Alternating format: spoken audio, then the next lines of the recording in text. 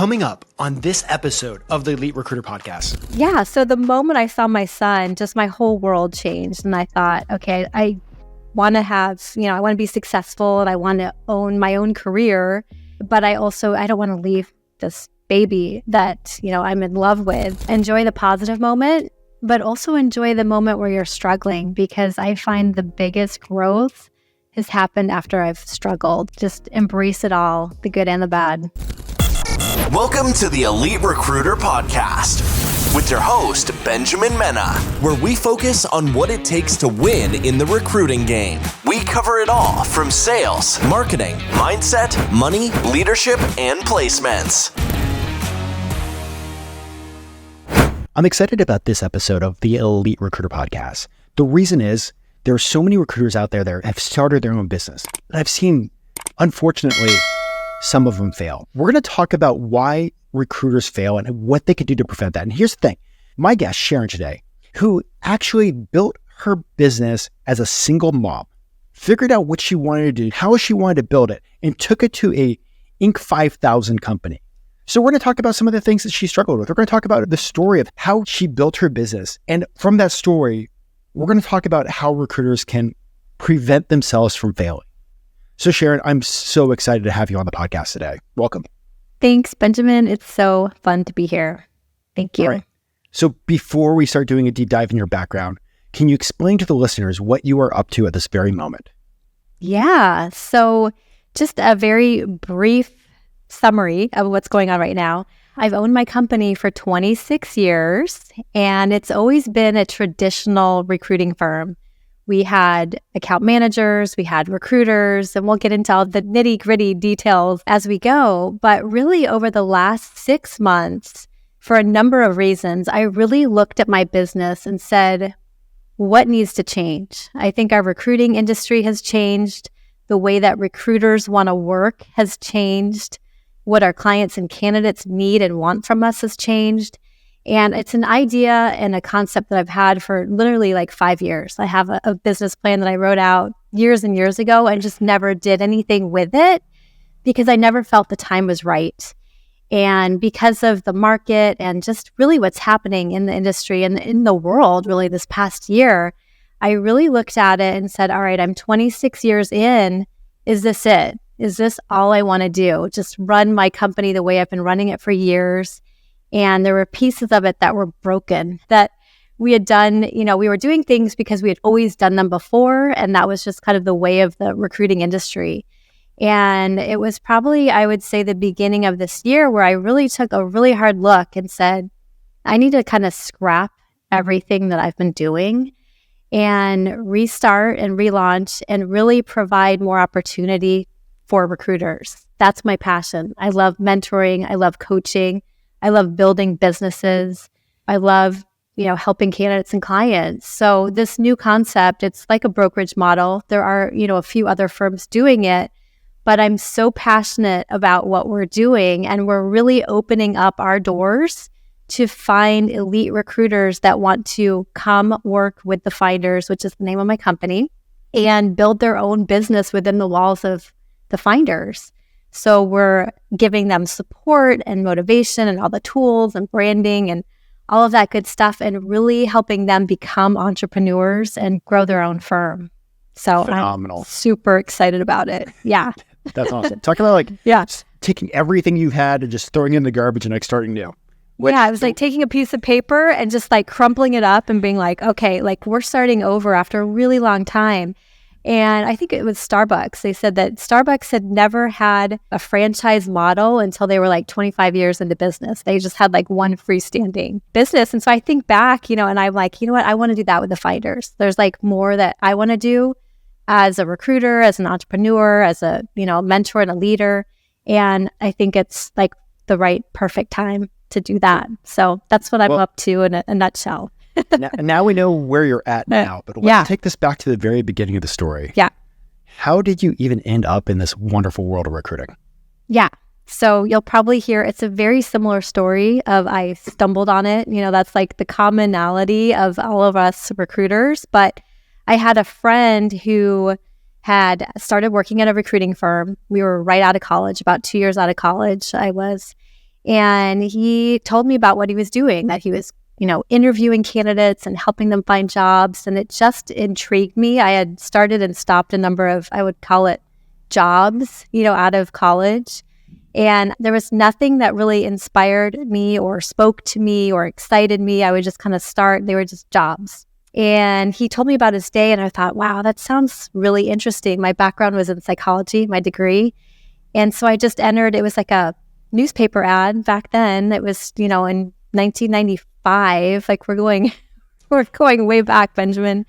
It was 1995. And it was a newspaper clipping, and I just answered the ad. It was like, we'll train. And the moment I walked in there, I just knew. I think you just get a calling for something. And that was the day. Like I remember it like it was yesterday. That was so long ago. So that's how I started. And then about 3 years in, I just excelled. At the time, it was commission only. So I was making like, I don't know, $3.75 an hour. It was like a draw against commission.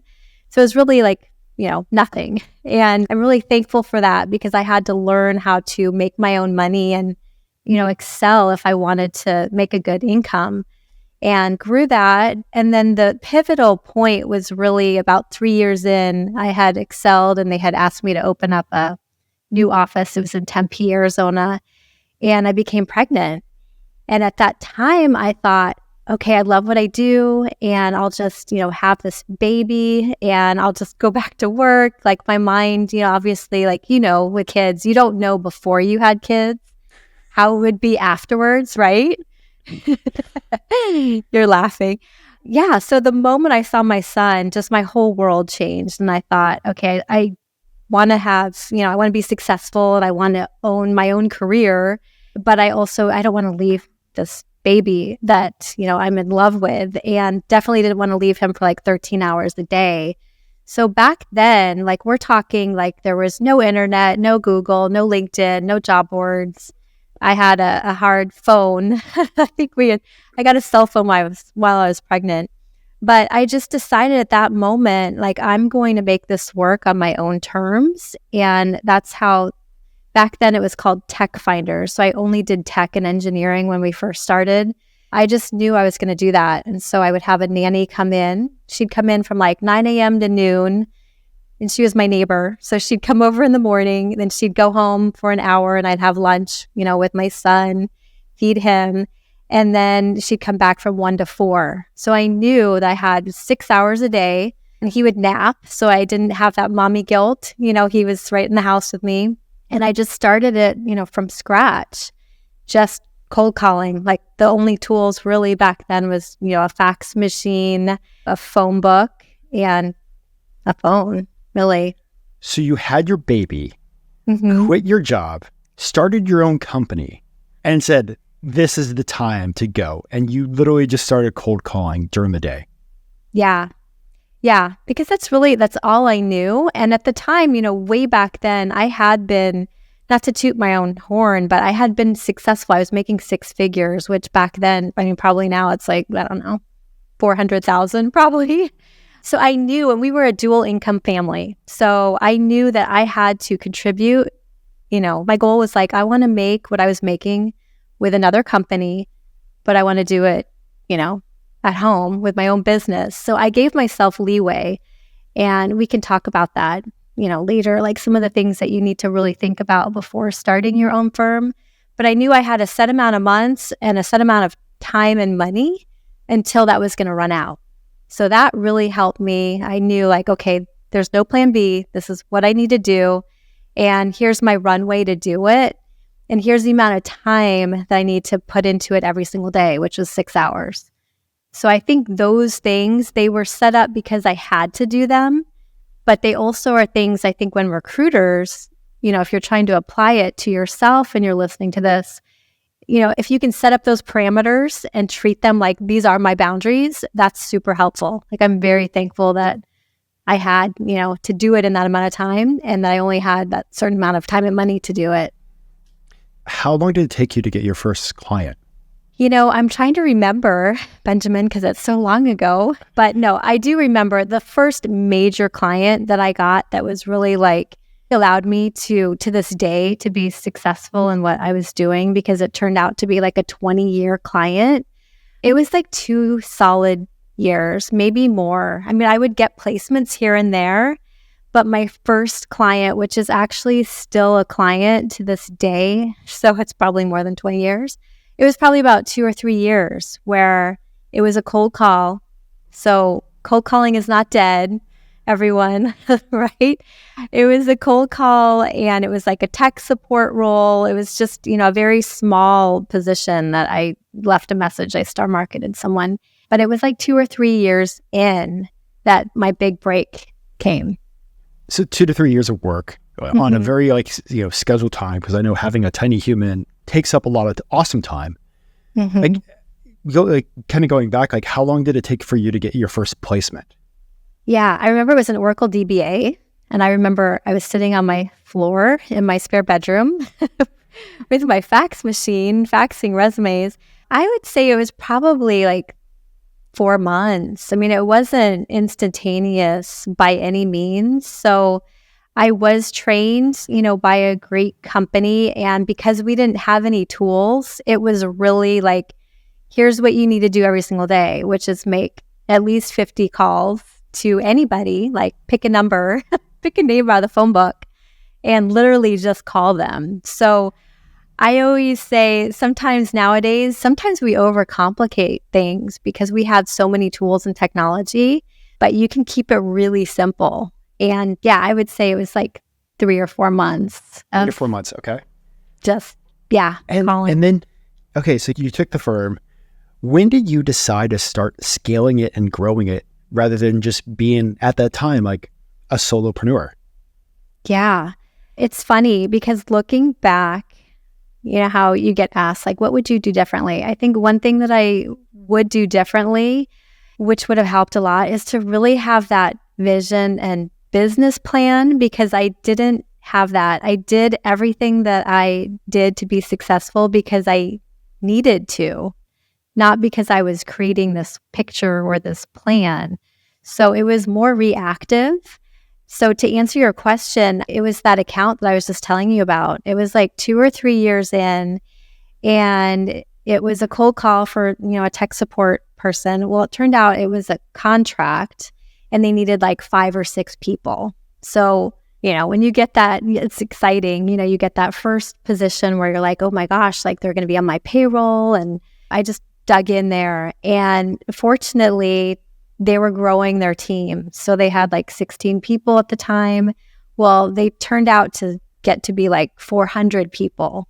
And I was their main vendor. So I started to hire because I had to, because it got to the point, especially with my son, I had to. I needed more people because they kept needing more contractors. So very quickly, it came to be like 100. I had 100 contractors on my payroll. And so I started out with 2 recruiters and I got space. I got like a little executive suite.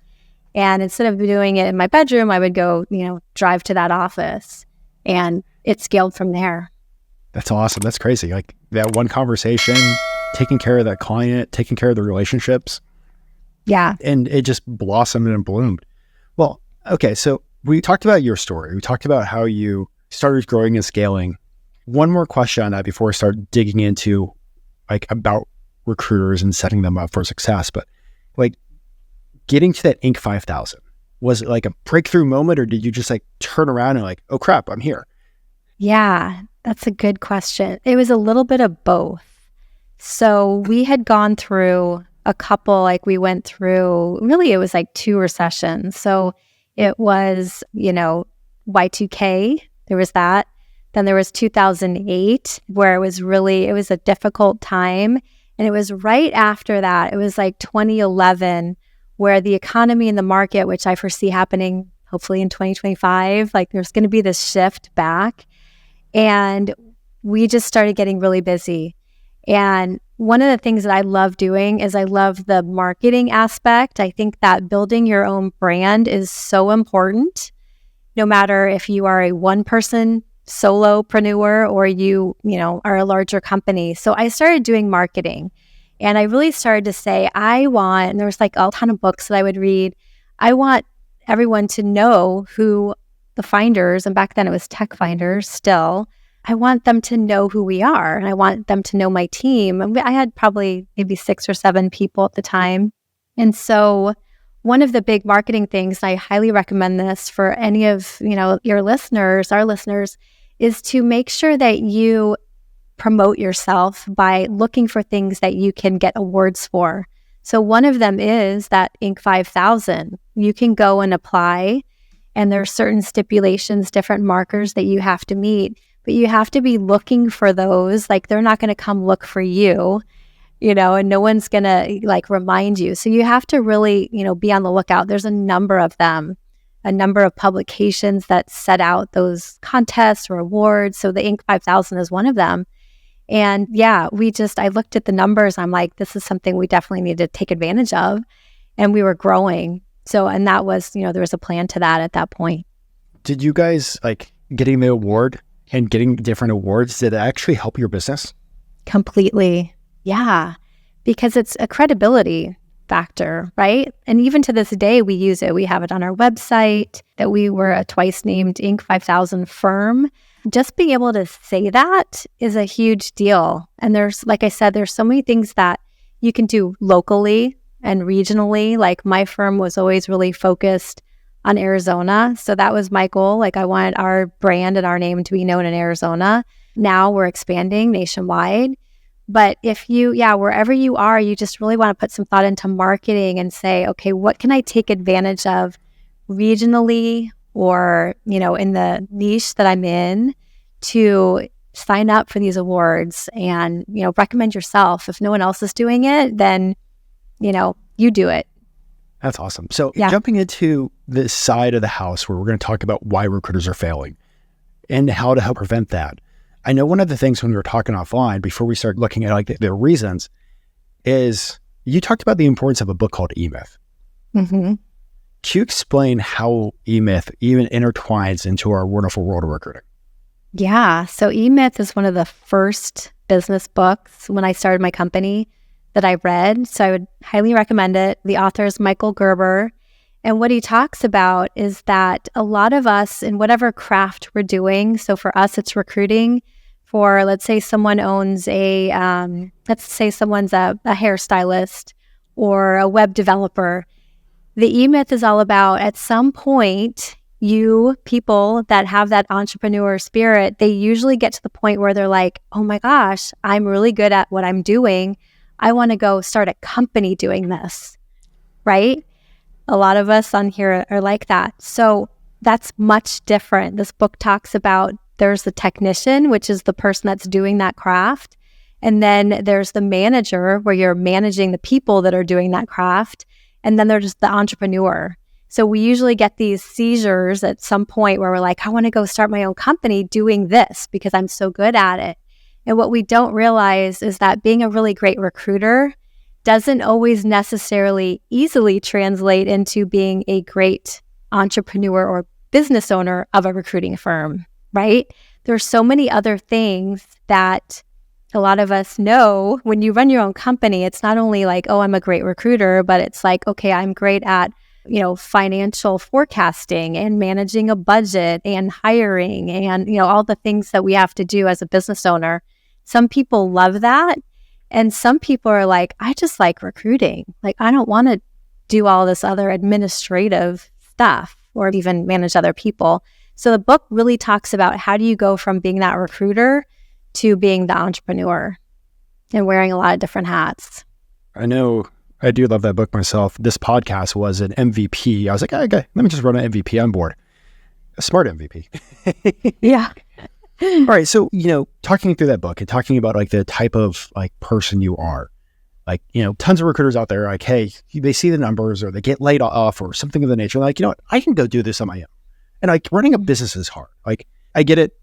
It is tough. There are ups and downs. But looking at recruiters, the many that you've seen across the board, what are some of the biggest reasons why you've seen new recruiters launching their own businesses fail? Yeah, that's a good one. I think that, over the last couple of years, we can look at it too. So I think it depends on timing a little bit. I never like to put emphasis on external things because I think no matter what, there's always opportunity. I think there's easier times to do things and more difficult times. So I would say, like the last year and a half or so, at least in the industries that we serve, it's definitely been a little bit more difficult, but also there's more opportunity and more reason to start your own company. So to answer your question, as far as like what was your question? I'm sorry, Benjamin. Was it why? What are some of the big reasons why recruiters, when they start their own company, why do they fail? Yeah. So I think a lot of it is that they tend to underestimate the time that it's going to take to be successful. And I think that they underestimate the work that it's going to take to be a sustained business. Also, mindset is huge. And I think if you are starting it on your own and you feel like you're on an island, there's not that accountability. So for me, with my team, I set things in place. I set meetings. I set different things where I know I have to show up and I have to be accountable. And, one of the things after COVID, we used to have a really large office. After COVID, we all went remote and we set up these daily sprint calls. They were like 15 minutes. Did we have to meet every single day for 15 minutes? No. But it held everyone accountable and it held me accountable.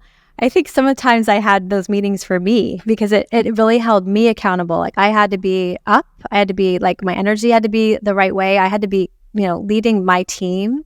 And every single day when we would get off that call, I'm like, I am so glad we have these. So I think, for new recruiters or recruiters that are starting their own company, really think about like what parameters, what can you put together where you are, not only you are holding yourself accountable, but can you get an accountability partner, or can you set meetings that really, make you show up and continue to show up? I think those would be the main things why, that I'm seeing why recruiters sometimes have a difficult time starting their own company. I think accountability is a huge one that I think is underestimated and under talked about. Because when you are sitting in an office working for somebody else, somebody's telling you could go make the 50 calls. When you're by yourself, It's like, maybe I could do the 50 calls tomorrow. Well, maybe tomorrow. And then the next day, like maybe I'll do 20. Then the next day it's 10. And then you get down to the end of the month and you've only done 50 for the month. I've seen it time and time again. So you really just did a good job like laying out those different cases.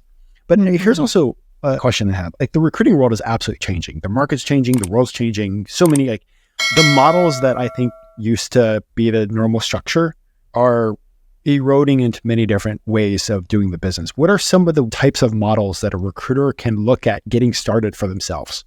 Yeah. So I am a big advocate of doing your own business development in the beginning and then also recruiting on those roles.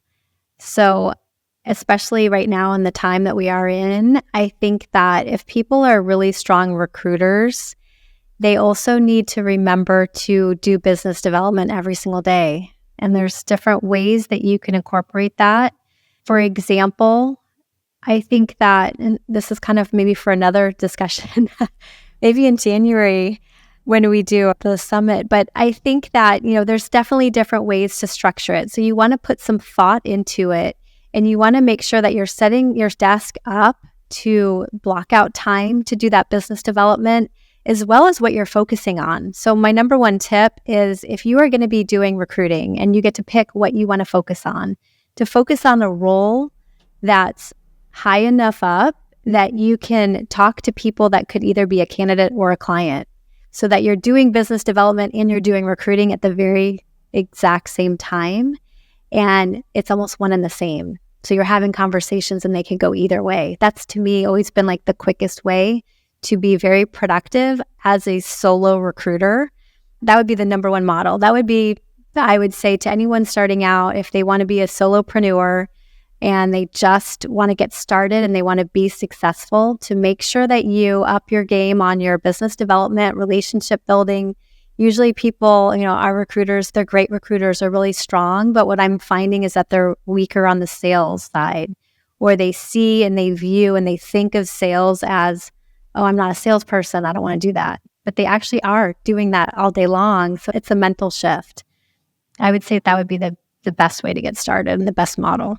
And for the listeners, she's actually going to be doing a talk on how to launch your recruiting business at the sales and business development recruiting summit that's going to happen in January. So by the time this goes live, you should be able to register for that. As we're recording, we're actually putting everything together and getting everything set up. So excited for that. But heading back into one of the things I want to talk about is like kind of like life structure and like, you know, there's different chapters of your life. And I think you did a great job talking about your chapter. Like, you know, hey, I had a baby. I didn't want to sit in somebody else's office for 13 hours a day, 14 hours a day, sitting there banging out phone calls. I'd rather bang out phone calls in my own house. But, you know, everybody's life is different. How does a recruiter listening to this sit down and like, okay, like, here's my chapter. How do I set myself up the best for the chapter that I'm in right now? I love that. I think it's a matter of really looking at it. So I do it quarterly. I sit down at the end of every quarter and I do a SWOT analysis, looking at, okay, what worked? What are my strengths? What are the weaknesses? What are the opportunities? What are the threats? But really take a look at that quarterly of where your chapter has been. And really over the course of, you know, I can tell you, I've been through many different chapters. And that's what's so great about having your own business is that you get to write it. You get to create, like, what does this next chapter look like? Or do I need to shift my business so that my business matches my new chapter in my life? So, you know, for example, you know, my kids are grown now. My baby, when I first started out, was an infant, and he's now 26 and lives in a different state. So my chapter, my personal chapter, looks very, very different. And, you know, that's why at the beginning of this year, I said, it's time for a new chapter within my business so that my business is matching my personal life, because it kind of blends together anyway. So I think it's, you know, like I said, you need to take periodic views and looks at, okay, what have I been doing and what is in store for the next chapter? Or do I need to pivot and create my own, you know, next phase? And I think it's really important to give yourself some grace, because there's times where you feel like you need to make a decision and pivot and change where maybe it's not voluntary. Maybe something happened in your life. Maybe you're, you know, going through a divorce like I went through, or maybe, you know, you have a child who's sick, or whatever the case might be. Maybe you're an empty nester, you know, like I went through recently. And give yourself some grace and say, that's okay. It's all right to look at my business and go, I don't want to focus on this niche anymore. Or I want to grow. I want to scale. I never have. It's been, you know, X amount of years. Or I want to get smaller. You know, I think, Benjamin, you and I talked about, like, my business has been an accordion by choice. So there's times where I had a lot of recruiters on my team. And then there's times like with COVID, you know, we had restricted kind of that accordion style right before COVID. It wasn't because of COVID, but it actually happened at a really great time, you know, right before COVID. And we were small and we were nimble. And now we're entering a new phase. And I think that's one of the greatest things about owning your own recruiting firm, is that you get to decide and that you can go through it and be successful over a really long period of time. And it's okay to change how it looks. I think that's an important thing. Like, you only really realize that once you've sat down and run a self-analysis, that I think a lot of people like don't sit down long enough to do. But like, I think one of the keys once you've run the self-analysis is to like figure out your vision and figure out your goals and figure out your why. How many times have you had to redo that across this 26-year journey? Yeah, I definitely do it at the end of each year. And I think that, you know, just talking about this pivotal year that I've had, that was like probably the biggest time that I really sat down and I've written out like a really complete business plan. Like, that's the first time I've done an actual business plan, was like 2024. After all these years, because my chapter was changing. And so I do think that's such a good thing for anyone to do, regardless of where you're at, is to take time at the end of this year and really create, like, it doesn't have to be lengthy, but put out your business plan. Like, what is your mission now? What is your vision? You know, what values do you have? Have they changed? And write out, like, what's my strategy for the next, you know, mine is like the next 2 years. I have the end goal in mind. And I never did that, like I just said, but I have a really clear crystal vision of what I want it to look like in 2 years. How did you crystallize this vision? Like, how did you write it out? Did you put it in detail? Is it like story? Yeah. I mean, I have it right here. So I keep this little, like, it's nothing fancy. It's like a big black binder, and I have everything written out. So it's my mission. I mean, it's just like a basic business plan: mission, vision, values, the people that I want to have on board, like what it's going to look like when it's done. And I would say, do it where you're kind of in that creative mind space. So don't, maybe if you're always sitting at your desk, like go to a coffee shop and do it, or just get outside, like go somewhere different and just write it out, like have fun with it. Like in 2 years, what could I accomplish, or what excites me? I think that's the main thing. So I wrote this out. I'm like, I am so excited about this. I'm like re-energized. And I think that, as recruiters, like I heard this somewhere, like we sell energy. We sell energy. And if we're excited and we're passionate about what we're doing, that's going to sell our candidates. That's going to sell our clients. It's going to make them like and trust us, which is really the end game. I mean, how can we help them? And how can, they feel like we're in it for them? So I think like creating that at the end of each year, I think that's huge. And I think it's okay. Like for me, it always took a really hard, it was difficult for me to have a really clear vision longer than like a year. Like I could always plan out a year, but I couldn't see like 5 years from now. It just was really hard for me. But I think that for me, creating this big enough why and just like this big enough goal, like something clicked this year. And what's crazy is that you can have that end, like what you want it to look like, but the middle can be blurry. Like it's supposed to be blurry because things are going to change and you might not know how you're going to get there, but at least like, okay, ideally this is what I want it to look like. And it'll be fun to look back in 2 years and see. That's exciting. Yeah. Before we jump over to the quick fire questions, is there anything else that you want to cover with your story? Why recruiters fail and how they prevent that? And, what's working for you, business development, or back to like goal setting? Yeah. I would say like one of the things I can share is I think that we can overcomplicate things and we can overthink things and we can talk about them too much and not execute. And so I would say just, my advice for anyone new and starting out, like you don't need to know everything. You don't need to have every, new tool. In fact, you really don't need any tools. Like you just need to, be put in action and just do it. And have a support system. I think that's super important to whether it's like you're, someone else in the industry. There's a couple different recruiter groups that I get together with people. We just bounce ideas off of each other. One's a group and one's a person that I met, this great woman who owns her own recruiting company. So I would say like reach out and just find someone that, can help you stay accountable to yourself. I would think those are kind of like the things that come to mind that would be helpful for someone, I think, starting out. Oh, phenomenal. Well, jumping over to quickfire questions, and I know we're going to go into a lot more detail on this question at the sales summit, but real quick, what's your advice for a recruiter that's just getting started in our industry on how to succeed? Yeah, I think some of the things that we just talked about, like don't overthink it. Don't think that you can't do it. Like it's a mindset game that you need to have with yourself. Like you don't have to be the greatest salesperson in the world to be successful. Like you just have to execute and have confidence in yourself and really know that it's going to probably take a little bit longer than you might anticipate or want, but just you got to keep showing up and just not give up. The same question, but looking from the lens, like you've been in this game for 26 years. It seems now that your why and your vision is stronger probably now than it's been in a while. What advice would you give to other recruiters that have been in the game maybe 2 decades, to recapture that energy and that vision? Yeah. I think sometimes you have to go through the hard, crappy stuff.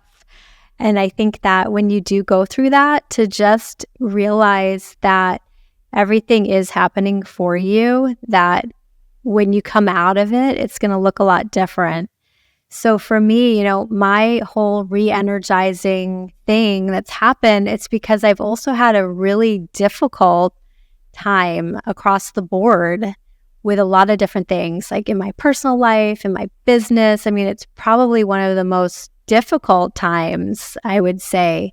And something sparked, and maybe it's God or the universe, like something happened where I just really saw things through a different light, and where I started to think about it made me start to think about like, what do I really want? Like, I'm 26 years in. Is this it? Is there nothing else that I want to do? Like, how much impact do I want to provide to everyone else? So I think that if you can really just do a deep dive and try to find that spark, and I think that's going to be really helpful to just re-energize, like get really close to what your why is now and relook at it, because it's probably different than it was 2 decades ago. Awesome. Well, I got a question for you. Since you've been in the game for a while, I'm sure you've had clients that you haven't made a placement for in years. Clients that you've worked with great in the past, and how do you actually rekindle those relationships again if you have not spoken to them for like a good years? Yeah. And sometimes it is years. Sometimes I think the longer you're in this, sometimes, a year can seem like nothing. And you turn around and you check your notes and you're like, oh my gosh, it's been 2 years. So I like just being authentic. Like that, my style is just, being authentic and reaching out. And I don't even think it's so much what you say. It's just that you make a genuine reach out. And I always tell people and tell other recruiters, whatever works for you. Like there's some people that love talking on the phone and they just pick up the phone and they'll just call someone out of the blue. There's other people that want to do an email and just, craft a really personal, authentic email. So I would say, just don't overthink it. But the most important thing is reaching out and not assuming that if you don't hear back that it's something that you did or they don't want to talk to you. So don't assume, just reach out. Awesome. Has there been a book that's had a huge impact on your personal career? Yeah, so definitely The E-Myth. And then the other one that I can think about it's called The Big Leap by Gay Hendricks. Have you ever read that? It's been a while since I've read that, but it's a good one. I think I've read it a couple times, but it's just, that would be the one that I would recommend. It's all about your mindset and the ceiling that you put on yourself on what you can or can't do. Is that the book that starts talking about the limiting beliefs? Yes. Yeah. Yes. Yep. I was like, I read that book, or listened to that book on Audible during runs. I was like, I stopped a few times. I'm like, this hurts. Right. Yeah. And do you have a favorite tech tool or rec tech tool that you love at the moment? We use Loxo. And so I would have to say they always are coming out. Right now, there's a lot of AI stuff that they're doing. We do all of our campaigns through that. So I would say just our database. So you've mentioned recently that you've gone through a few hard things, hard weeks, hard months, hard challenges personally. How do you get through that to keep on going? Yeah, good question. I would say I do a lot of self-reflection and just think about, okay, why is this happening? Why is this happening to me? What part am I taking in it? So I'm very introspective. And I think that to get out of it, sometimes you have to fake it till you make it. So I usually give myself time to be like, all right, I can be in a sad mood or a bad mood or whatever for so long. And then, put a parameter on it and then just say, you know what? Okay, I'm going to get out. I'm going to put a smile on my face. I'm going to keep going. So I immediately get back into activity. And that really is what helps me get out of any kind of funk, because it does happen, whether it's personal or professional. But I think if you just keep moving, so I'm totally big believer, okay, get moving, shrug it off and get moving. Activity solves so many things. It does. Okay, so you were a great biller when you first started recruiting. It took you about 4 months to really get your first placement when you started your firm, but you started your firm while having a baby in the house, a baby that was probably sleeping like crazy and then started running around being active. I have one of those right now. And you've just been going for 26 years without quitting. What do you think has been a huge contributor to your own personal success? I think that's it. Seriously, I think that, you think about what's your superpower? And I usually come back to when I think about my superpower, it's really nothing fancy. It's just literally that I don't give up. And sometimes there's times where I probably should give up and I don't. That could also be a fault. But I think that I just don't give up. I am persistent and very, very consistent. outside of work, when I was 40, I started competing in bodybuilding. And so I learned through fitness and wellness to be consistent and keep showing up when I didn't feel like it. And during that time, actually, my business grew like 500% because I learned that discipline. And that was, again, like 15 years ago. It was a long time ago. But yeah, that's my superpower, just being consistent and persistent. If you could go back, I'm going to ask you this in like 2 points at a time. Like everything that you know now, if you can have a conversation with yourself when you're sitting on that bedroom floor next to the fax machine while the nanny's taking care of your kids, if you can give yourself some advice, what would you tell yourself then? I would tell myself that there's always going to be a beginning of something and an end. So whatever I'm happy, like if I'm having a bad period of time, there's going to be a beginning of it, but there's also going to be an end to it. And there's something beyond that. And same with the good stuff. So I think that you have to always be in the moment, like enjoy the positive moment, but also enjoy the moment where you're struggling, because I find the biggest growth has happened after I've struggled. And so that's what I would say. Just embrace it all, the good and the bad. And let's take this a little more recent, fast forward maybe 25 years and, you've been going through a huge amount of change. You've pretty much threw your business in the garbage and you're redoing it. You've decided to pretty much just I don't want to say start over, but you refound a why. Everything that you've learned and grown with now. Maybe take yourself back a year ago before the spark happened. What advice would you tell yourself? Well, the advice that I would tell myself, and I actually did have to tell myself, is okay, everything, and it kind of relates to the last question. I mean, everything is happening for a reason. And so some of the big changes that I did ultimately make were things that I wanted to do a long time ago, but just didn't. Either I was scared to do them because they were big changes, or the timing wasn't right. And so then it was. So I would just say, yeah, anything that's happening, just realize there is a bigger reason why things happen, and that the good is right beyond the bad. You mentioned scared to make a change, and I think that's a lot. I think recruiters can really get good at what they're great at, whether on the phone, emailing, recruiting, maybe in the sales, but there's always a step that they could take. And you mentioned afraid. Was there a key pivotal moment that pushed you past the fear?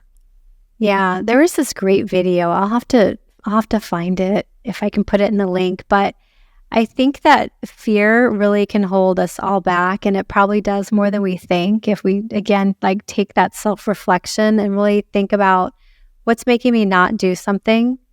And there's so much. If you even just look at it in a typical day, it could be why you're not picking up the telephone and calling, the prospective client. Or, there's a lot of fear all day long, even no matter how long we've been recruiting. And so I think that if we can self-reflect and really think why am I scared? What am I fearing? That helps overcome it. And the moment you actually overcome it, sometimes we spend so much time in that fear place that we don't realize once we have that difficult conversation, once we call and leave that voicemail, it dissipates. So it's sometimes we hold on to that fear way longer than we have to. I wish that would be one thing, just feel the fear and do it anyway, but do it really fast, because you're going to find that you're going to be on the other side of it a lot quicker. And all of a sudden it's going to look different. If you want a copy of that video, make sure to reach out to her and she'll send it to you. Yeah. I mean, I can't remember the person that, can't remember his name, but it's so good. I cried. I watched it was a 10-minute video. And I'm after it, I'm that's me. So did somebody send it to you, or did you just run across it accidentally? It was in a coaching program that I was part of, and they put it on the beginning when I started the coaching program. They used the video as just a kind of an orientation of what we were going to talk about for the day. And I was oh my gosh, I was crying. Really good. It was really good. How does somebody find you to get that video, or how does somebody follow you? Yeah. So, I mean, you can go to the Finders, which is, I know you'll put it in the show notes, but it's the-finders.com. But probably the easiest place is just on LinkedIn. Just message me. That's probably the easiest. We covered a lot, and I know you're going to be talking again in January, but Is there anything else that you want to share with the listeners and leave with them? Yeah, I would just say, I mean, whatever you're dreaming about, like, go do it. I think there's so many ways to be successful in this industry. We talked a lot about, being a solopreneur. We talked about growing your company. And I would just say, if there's anyone out there that needs help, like determining whether they should go and start another company or start their own recruiting company, or how to do it, or they need help with, like, should I do this? If there's some fear like we talked about, or if they've gotten to that point where they have owned their own small boutique recruiting firm and they're like, I just love recruiting, then, there's that brokerage model that I mentioned in the beginning. And this isn't a sales plug, but it's something like there's different options. So I'm happy to talk to anyone and just give them my view and be a sounding board. I think one of the things that when I first started recruiting, I was like, success is having your own company. Mm-hmm. And then I've actually talked to a lot of like huge billers and they're like, I don't want to deal with the headache. I'm good at recruiting. I've talked to some of them and they're like, I make more money working for somebody else than I did for myself. Absolutely. A lot of times that's the case. So you don't want all the, all the red tape and all the paperwork and all that stuff. And sometimes you do. And so, yeah, if there's anything I can help with, I'd be happy to do that. Awesome. Well, for the listeners, I just want to say thank you. This has been an awesome conversation. We talked about like how to get around a failure, why people are failing, but how to figure out how to not fail for yourself, the things that you could do, and really just getting back and finding that why. And, one of the things that I know we're coming into the tail end of 2024. So keep your head down, keep working, but spend time with your family and be focused time with your family. But I believe 2025 is going to be the year of personal abundance for yourself. And let me do one last thing. I'm going to put in the show notes. Feel free to send me what your goals are, and I will hold those until the end of the year next year, and I will send them to you personally. So you can sit there and like, one, spend the time focusing and writing out your vision, but two, you're not going to be accountable, and I'm going to send you what that vision is at the end of next year. So you can see how much you got done and how closer you are to your dreams. So guys, let's go out there and crush it, and make sure to listen to how to get your recruiting business started right at the Sales Summit with Sharon. So thank you so much. Love it. Thanks, Benjamin.